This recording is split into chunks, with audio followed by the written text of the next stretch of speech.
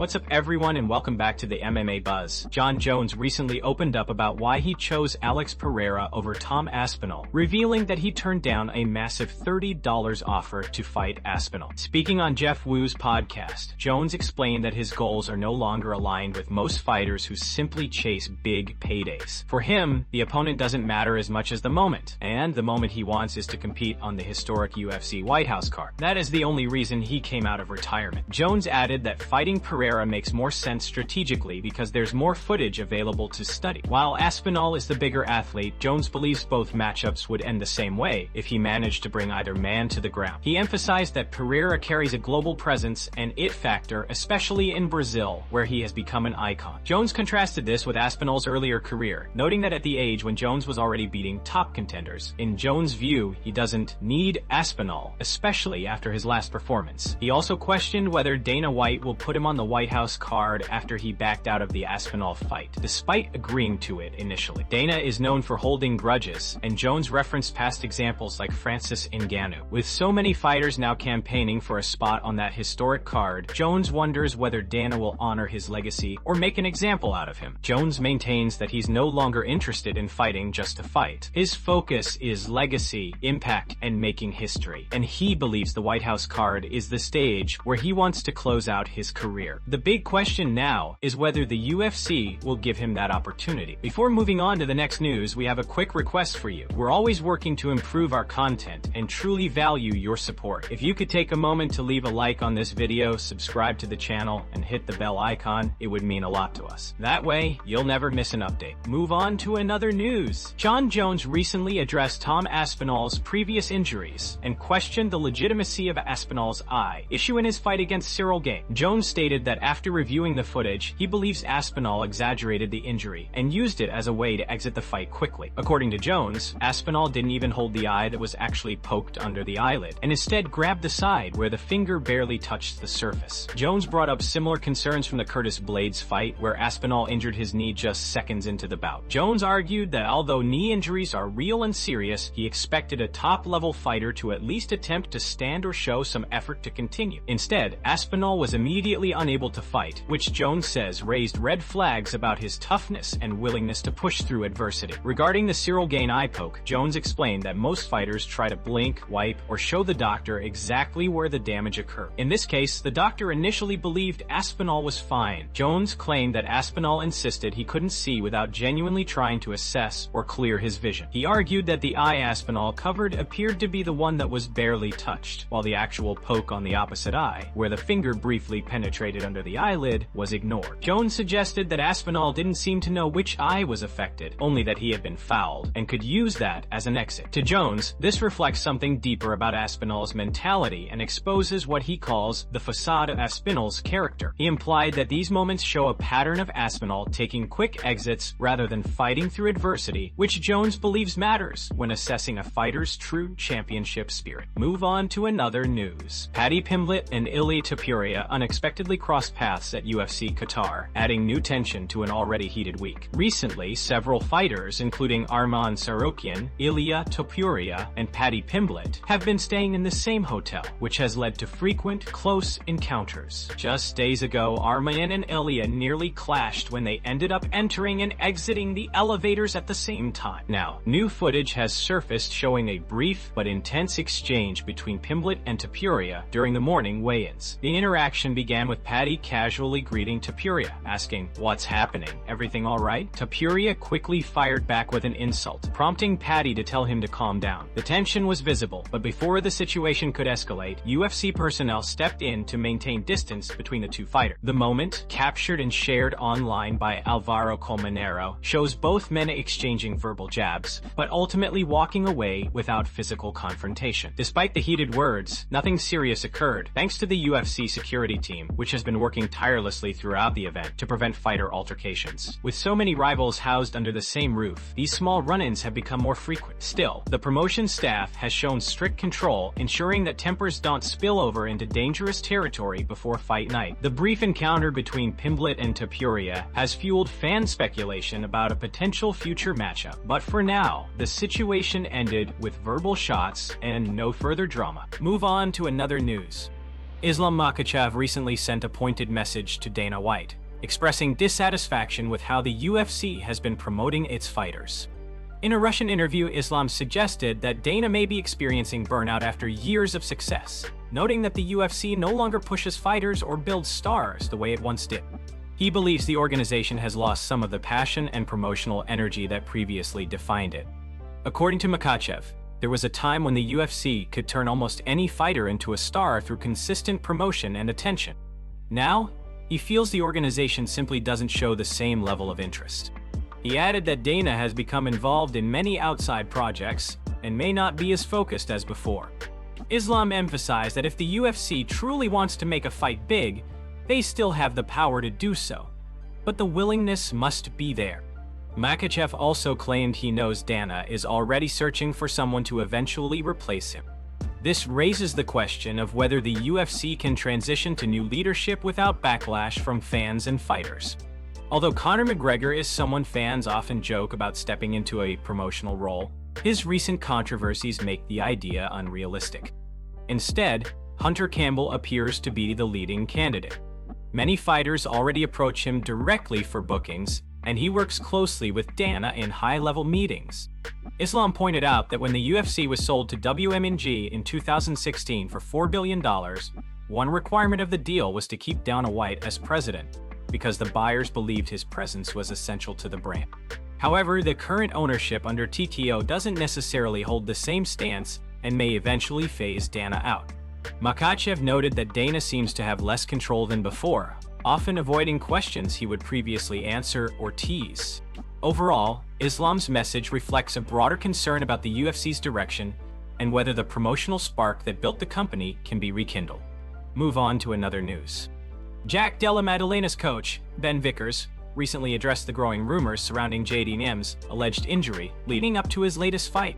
Speaking with Submission Radio, Vickers chose not to confirm or deny any speculation. Instead, he emphasized a fighter's responsibility once they agree to step into the cage. Vickers explained that when a fighter commits to competing, whatever issues they may be dealing with become irrelevant. According to him, if there were any problems behind the scenes, the team wasn't going to speak about them publicly. Their focus was solely on the belief that Jack was capable of winning the fight. He made it clear that there would be no excuses and no attempts to shift blame onto injuries or external factors. He stated that the team simply didn't do enough on fight night to secure the victory, and that is the only conclusion they are willing to stand behind. Vickers reiterated that accepting the fight means accepting full accountability for the outcome, regardless of any challenges leading up to it. Move on to another news. Rico Verhoeven has officially parted ways with Glory, and the combat sports world is already buzzing about the possibility of him joining the UFC.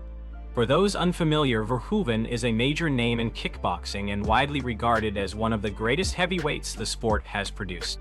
He announced his departure by vacating the Glory heavyweight title in a long Instagram statement, marking the end of an era. A noteworthy detail is that the last fighter he defeated was Artem Vakitov, the same fighter who once beat Alex Pereira and was rumored to be UFC-bound himself. Verhoeven also has strong ties to Tom Aspinall, as the two have trained together repeatedly over the years. According to Ariel Helwani, Verhoeven has recently held discussions with multiple promotions, including the UFC.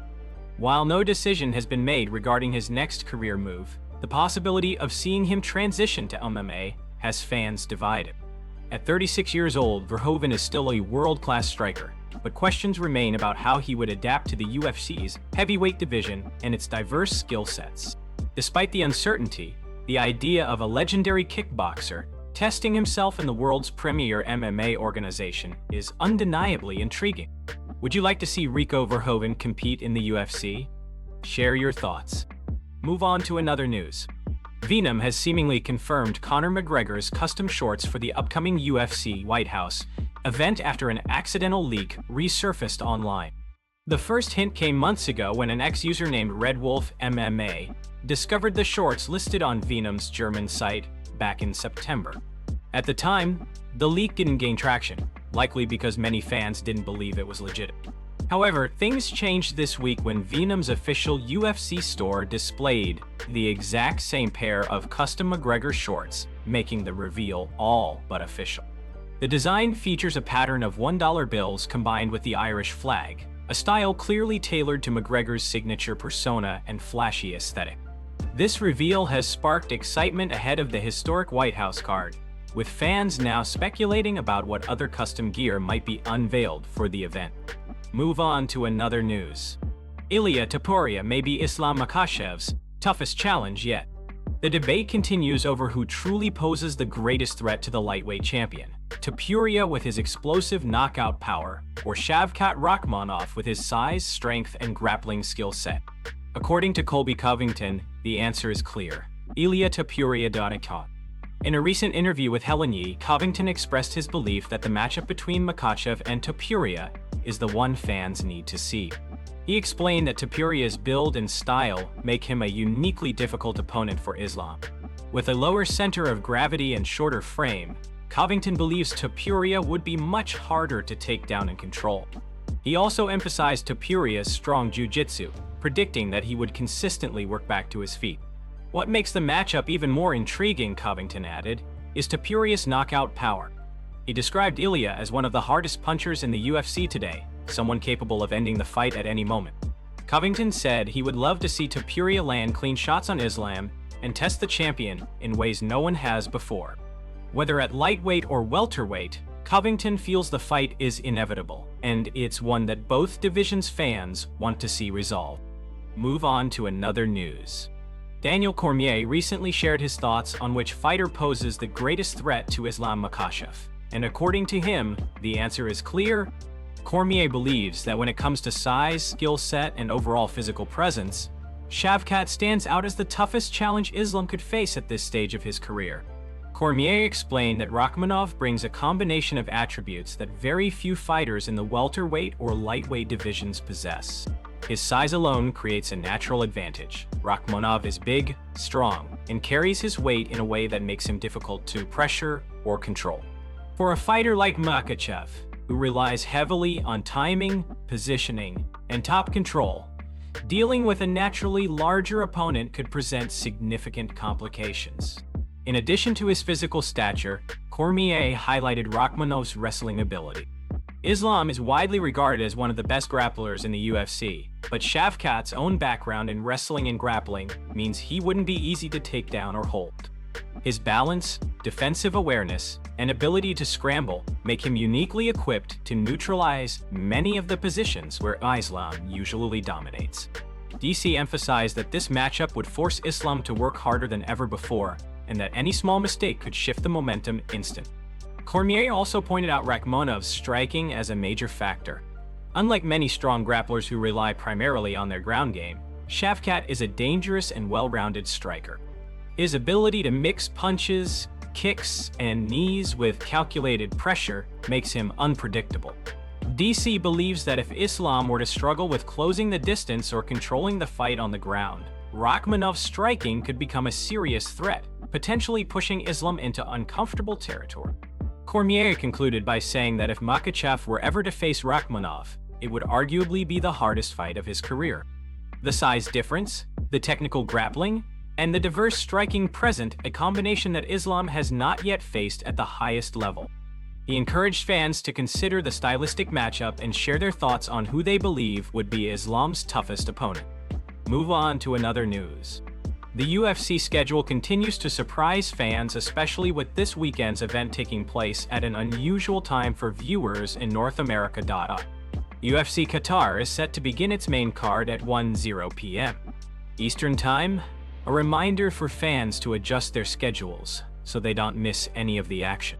With that out of the way, let's take a closer look at the latest developments circulating within the UFC world. Following our previous update, Jack Della Maddalena has officially released a statement regarding his fight against Islam Makhachev at UFC 322. If you recall, we recently covered comments from his coach, Ben Vickers, who spoke on the loss and the challenges the team faced. However, fans had been waiting to hear from JDM himself, and now he has finally shared his thoughts along with a series of behind-the-scenes photos from Fight Week. In his statement, JDM expressed gratitude to those who have supported him throughout his career and acknowledged the skill and dominance of Islam Makhachev. He credited Islam as one of the greats in the sport and stated clearly that Makhachev deserved the win. The message was direct, humble, and reflective, showing respect for his opponent while also recognizing the need to grow from the experience. JDM added that he plans to learn from the loss, make improvements, and move forward with determination as he continues his journey in the UFC. His comments have sparked discussion among fans, many of whom praised his sportsmanship and professionalism. Losing to someone of Islam's caliber is far from a career setback, and JDM seems committed to using the fight as motivation rather than discouragement. The images he shared with his coaches and team further highlighted their unity and the effort that went into preparing for the event, offering fans an inside look at the atmosphere during fight week. As conversations continue around UFC Qatar and the fallout from UFC 322, it's clear the momentum within the organization isn't slowing down. With fighters addressing wins, losses, and future ambitions, there is plenty more to unfold in the coming days. Stay tuned as the UFC landscape continues to shift and more updates surface from fighters, coaches, and upcoming matchups across the sport.